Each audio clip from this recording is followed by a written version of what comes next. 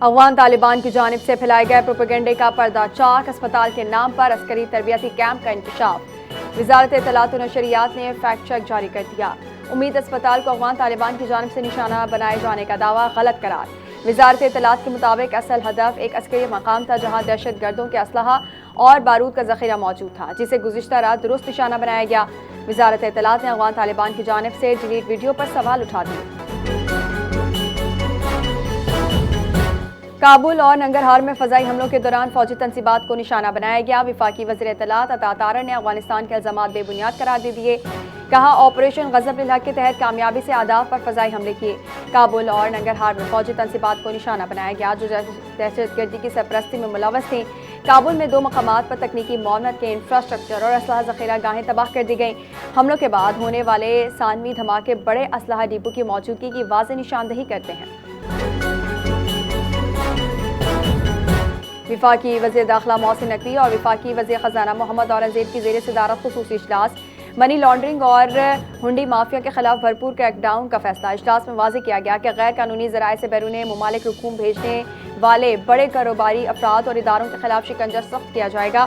کسی کے ساتھ رعایت نہیں برتی جائے گی۔ غیر قانونی ذرائع کے تمام چینلز پر ہر سطح پر حوصلہ شکنی کی جائے گی۔ وفاقی وزراء نے کہا بڑے منی لانڈرز پر مضبوط ہاتھ ڈالا جائے گا۔ ہنڈی کا کاروبار کسی صورت برداشت نہیں کیا جائے گا۔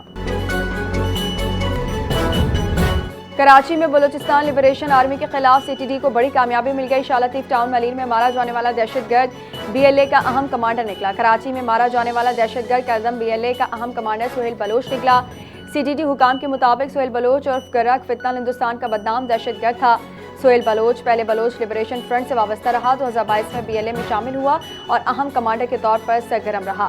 دہشت گرد حملوں میں 50 سے زائد سیکیورٹی اہلکاروں اور شہریوں کے قتل میں ملوث تھا۔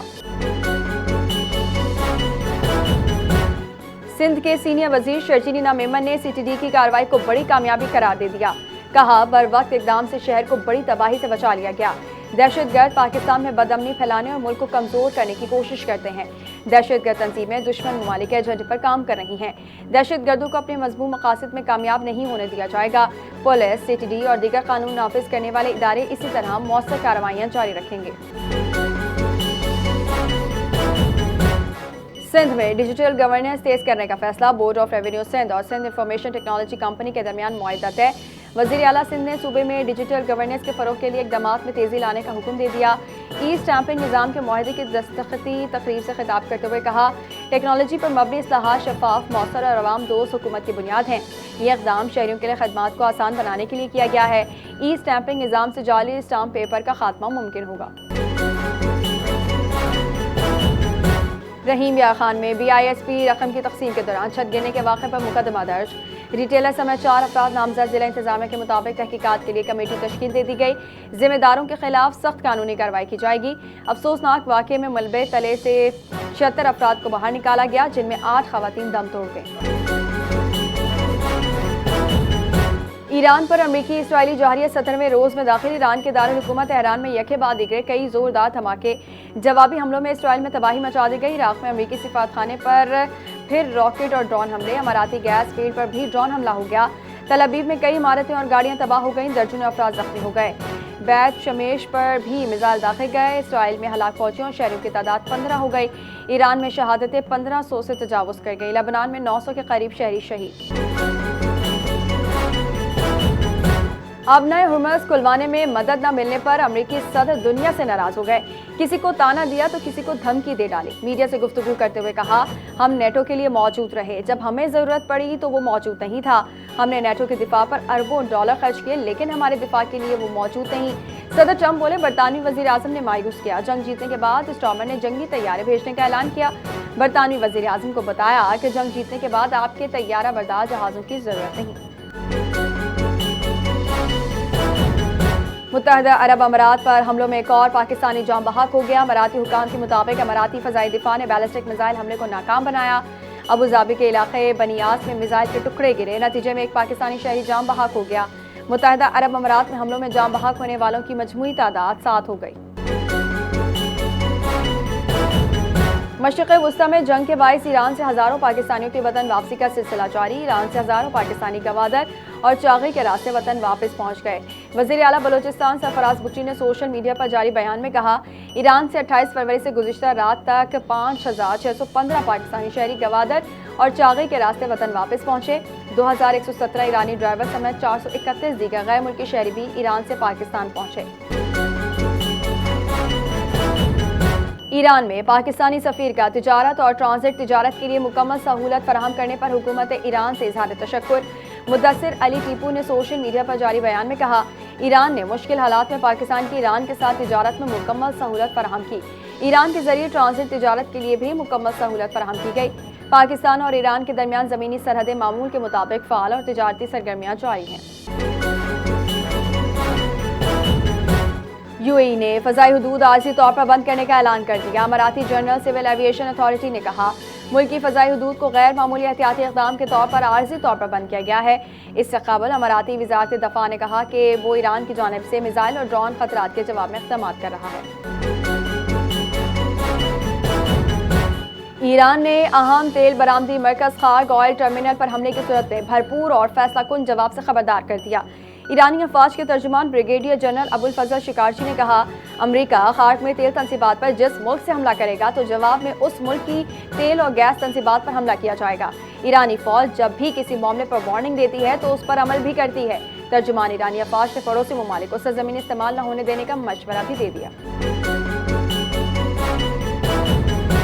ईरान और अमेरिका हालिया दिनों में बराह रास्त राबते में रहे हैं। अमेरिकी मीडिया का बड़ा दावा। रिपोर्ट के मुताबिक ईरान के वज़ीर ख़ारजा अब्बास अराग़ची और विटकोफ के दरमियान बराह रास्त राबते का चैनल दोबारा फ़ाल किया गया है। जंग शुरू होने के बाद फ़रीक़ैन के दरमियान ये पहला बराह रास्त राबता है।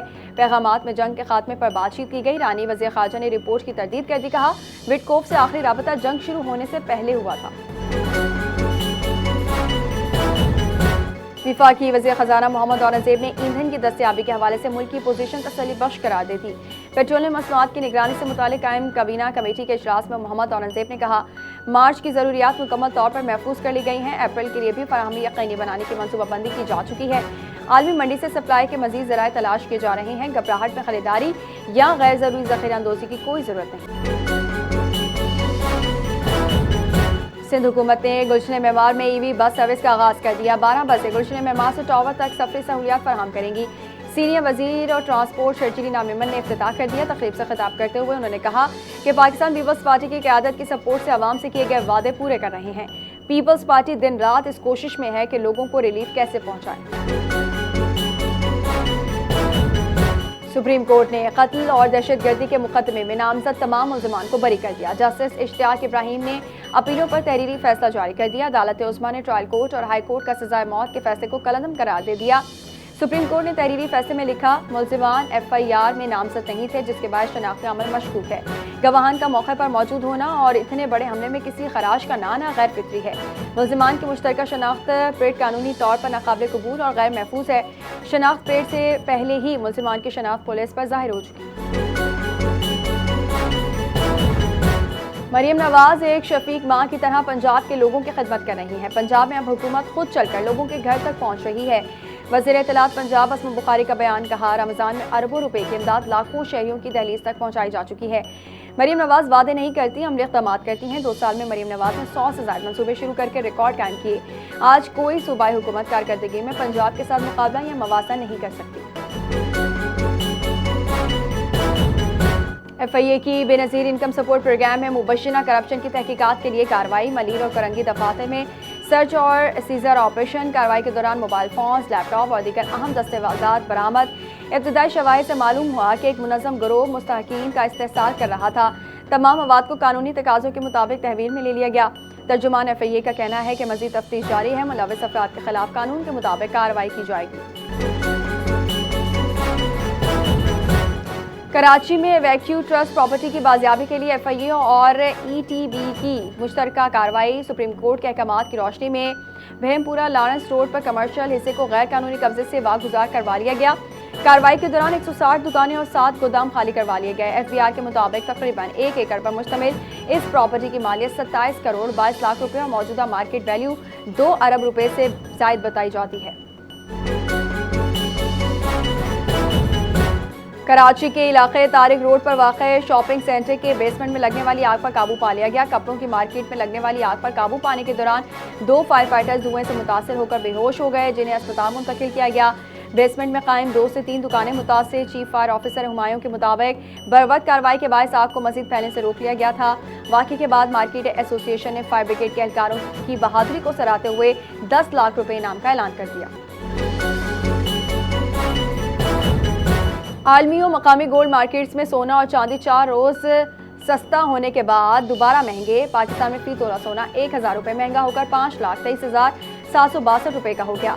10 ग्राम सोने का भाव 857 रुपये के इजाफे से 4,49,041 रुपये हो गया। आलमी मार्केट में फी ऑन सोना $10 महंगा होकर $5,019 तक पहुँच गया।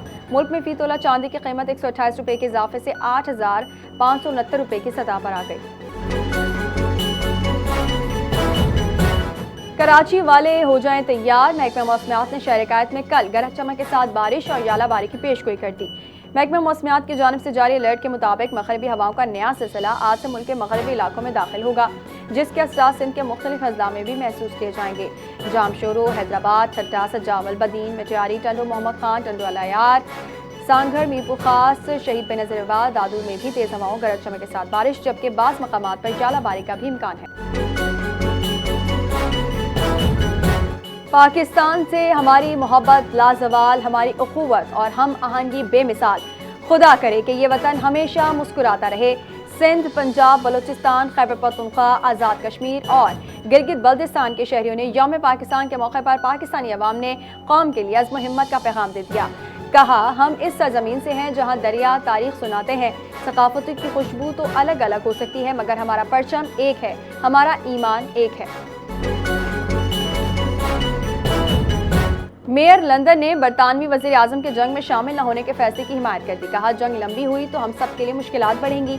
ईरान में जो कुछ हो रहा है उसका असर लंदन में हो रहा है। समझ नहीं आया कि डोनाल्ड ट्रंप का मंसूबा कहाँ है। ईरान पर हमलों में शामिल न होने के बरतानवी हुकूमत के फैसले का खैर मकदम करते हैं।